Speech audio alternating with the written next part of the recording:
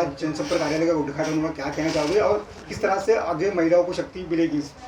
अरे बिल्कुल, बहुत अच्छा दिन है आज, शुभ कार्य है। हमारी जो महिला मुंबई की प्रेसिडेंट है रिजवाना ईसा जी, इन्होंने मलाड मालवनी में आज एक भव्य ऑफिस का इनॉग्रेशन किया है मजलिस की। यह मजलिस इत्तेहादुल मुस्लिमीन की जानिब से मतलब हर तरफ काम हो रहा है और इस तरह से ऑफिस खोल के हम लोगों को एक मैसेज भी भेजते हैं कि कुछ भी काम है, रिजवाना ईसा जी यहाँ बैठी है, MIM के तमाम कार्यकर्ता लोग यहाँ मौजूद रहते हैं। आपकी सेवा, आपकी खिदमत के लिए हम लोग यहाँ पे मौजूद हैं और बिल्कुल महिलाओं का एम्पावरमेंट के लिए तो रिजवाना जी कर ही रही है, इतने वर्षों से मेहनत कर रहे हैं, काम कर रहे हैं। और मलाड मालवनी के अंदर तो आपने देखा काफ़ी सक्रिय, काफ़ी एक्टिव रही है। तो हमको यकीन है कि इस ऑफिस से भी बहुत अच्छा काम होगा। और मैं तो आपकी जानिब से कहना चाहूँगा लोगों को, ख़ास तौर से मलाड मालवनी की आवाम को, कि जिसका भी जो भी काम है आइए, मजलिस इत्तेहादुल मुस्लिमीन का यहाँ पर ऑफिस है, रिजवाना जी यहाँ मौजूद रहती है, जो भी काम है आप करके देंगे। आज ऑफिस खुलने की वजह कहीं ना कहीं ऐसा है कि मतलब MLA की लॉन्चिंग कर रहे हैं आप, रिजवाना ईसा खान। आप देखिए, तो रिजवाना जी को मालूम है ना, मेरे को। अब तो पार्टी डिसाइड करती है MLA कहाँ से लड़ेगा, कौन लड़ेगा, क्या लड़ेगा, तो असद साहब, अकबर साहब डिसाइड करते पठान साहब, जिस तरह से रामनवमी के दिन मालूनी में हिंसा हुई थी और 22 तारीख को जिस तरह से मीरा भाईंदर में हिंसा हुई, उसको किस तरह से देखते हो आप?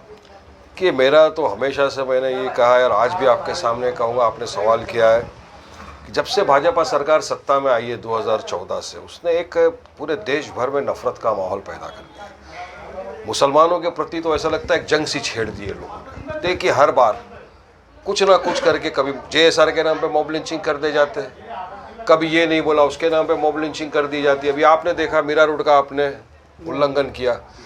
अब आप जाइए, चलिए 22 जनवरी को आपने, हम तो 6 दिसंबर 1992 को black day in the democracy of the country बोलते हैं, जिस दिन हमारी बाबरी मस्जिद को धोखे से शहीद कर दिया गया था। अब सुप्रीम कोर्ट का जो फैसला आया, सबने माना, फैसले की बुनियाद के ऊपर आपने मंदिर बना दिया। सुप्रीम कोर्ट ने तो यहाँ तक कहा था कि कोई प्रमाण नहीं मिले कि मंदिर को तोड़ के मस्जिद बनाई गई या ASI के सर्वे में ऐसा कुछ आया हो, फिर भी आपने बनाया। आपके लिए खुशी का माहौल है। अब आप जा रहे हो एक जगह 300-400 बाइक लेकर, तो हमारे को जो वहाँ से इन्फॉर्मेशन आई वो यही था कि कुछ महिलाएं थी मुस्लिम, उनको छेड़खानी किया, जबरन JSR के नारे लगवा रहे थे।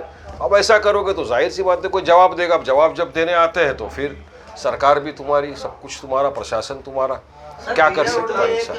बीजेपी के नेता है, MLA है, गीता है, उन्होंने एक मुद्दा उठाया, बात किया कि कोई 15 मिनट मांग रहा है, कोई 10 मिनट रहा है, हमको 5 ही मिनट मिल जाएगी। इसके बारे में आप क्या कह रहे हैं? देखिए, हमने मीरा रोड के सोशल वर्कर्स, वहाँ की आवाम के साथ DGP जो है महाराष्ट्र की रश्मि शुक्ला मैडम जी से मुलाकात की, हमने मेमोरेंडम दिया। उस मेमोरेंडम में हमने बताया कि किस तरह से वहाँ की लोकल MLA जो एक महिला है, उन्होंने ये कहा कि हमको 15 मिनट नहीं चाहिए, 10 मिनट नहीं चाहिए, हमको 5 मिनट दो, हम सब पे भारी है।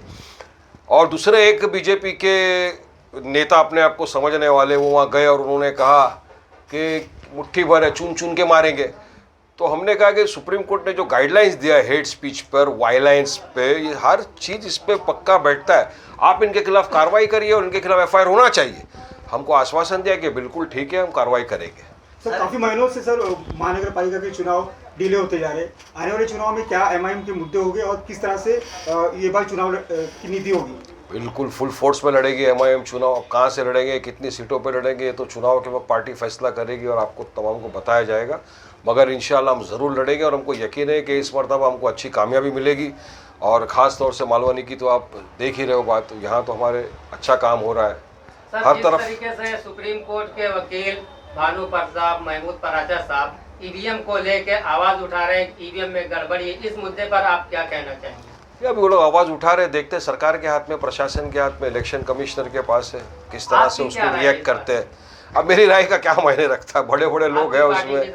हमारी पार्टी का तो साफ है भाई, हम तो इलेक्शन कमिश्नर जो है उसको बोलते फ्री एंड फेयर पोल होना चाहिए। महिला शक्ति के लिए क्या महिला शक्ति के लिए आप रिजवाना जी को क्या शुभेच्छा दोगे और क्या कहना चाहोगे? देखिए, महिला शक्ति के लिए, महिलाओं के लिए तो हमारी वाहिद एक पार्टी है जिसने अक्खे पार्लियामेंट को हिला दिया। सब एक तरफ थे और हमारी पार्टी के वाहिद 2 मेंबर ऑफ पार्लियामेंट थे, असद ओवैसी साहब और इम्तियाज़ जलील साहब, जिन्होंने ये कहा कि वोटिंग के वक्त कि महिलाओं को अब आरक्षण है तो OBC और मुस्लिम महिलाओं का भी ध्यान रखना चाहिए, तमाम को सबको साथ में लेके चलना चाहिए। और बिल्कुल महिला शक्ति तो हमारे देश का एक अटूट हिस्सा है। महिलाएं अच्छा काम करती है और आगे भी बढ़ रहे हैं। सर इसके बाद भी आपकी पार्टी पर इल्जाम लगता है कि आप बी टीम है, इसके बारे में क्या बोलना चाहते हैं? देखिए अभी आज की बात है ना, हमको इल्ज़ाम लगा रहे थे बी टीम का, नीतीश बाबू, पलटी राम। अब गिरगिट मैंने कहीं पढ़ा था और सुना था कि 7 रंग बदलता है, मगर यहाँ तो इतने सारे रंग बदल गए कि गिरगिट को भी पीछे छोड़ दिया। कुछ दिन पहले ही उनका बयान आया कि ये तो बी टीम है बीजेपी की, आज खुद जाके वहाँ बैठ गए। अब बताओ आप कौन बी टीम है कौन सी टीम है? तो इसीलिए बोलते हैं ना, झूठे का मुंह काला होता ही है पब्लिक के सामने। आज सबको सब पता चल गया और हम पे तो बेबुनियाद इल्ज़ाम लोग लगाते हैं। हमको कोई फ़र्क नहीं पड़ता, अब ए से लेके जेड टीम तक हमको बना दो, मगर जनता जनार्दन है, देश के लोग ने देख लिया कि कौन असल बी टीम है। वोट लिया सेकुलरिज्म के नाम पर और चले गए बीजेपी की गोद में। कौन बी टीम है? मुंबई के अंदर भी हुआ ऐसा, वोट लिया सेकुलरिज्म के नाम के ऊपर और आज जाके बीजेपी के साथ बस बैठ गए। कुछ लोग जाके शिवसेना के साथ निकाह करके बैठ गए। असल बी टीम वो लोग हैं, मगर खुद का ऐप छुपाना है तो जो भी टुकड़ा होता है हमारे सर पे डाल देते हैं, कोई फर्क नहीं पड़ता। जनता सब समझती है। जुल्म हो रहा है, आप लोग आपकी पार्टी की तरफ से क्या सपोर्ट मिलेगा इन लोगों को? देखिए हम तो हर माइनॉरिटी के साथ खड़े हैं, हम मुस्लिम भाई बहनों के साथ खड़े हैं, हमारे दलित भाइयों के साथ है, क्रिश्चियन, जितने माइनॉरिटी है, जहाँ जहाँ जुल्म अत्याचार होता है मजलिस अपनी आवाज़ वहाँ पर बुलंद करती है, करती थी, करती है, करते रहेंगे। सर जिस तरह से महानगर पालिका के अधिकारी घर घर जो हमें सर्वे कर रहे हैं, किस तरह से सर्वे कर रहे हैं आरक्षण को लेकर, मुसलमानों को किस तरह से आरक्षण मिलना चाहिए? देखिए अच्छा सवाल आपने किया। इस पर एक डायलॉग मुझे याद आ रहा है, दुनिया झुकती है झुकाने वाला चाहिए।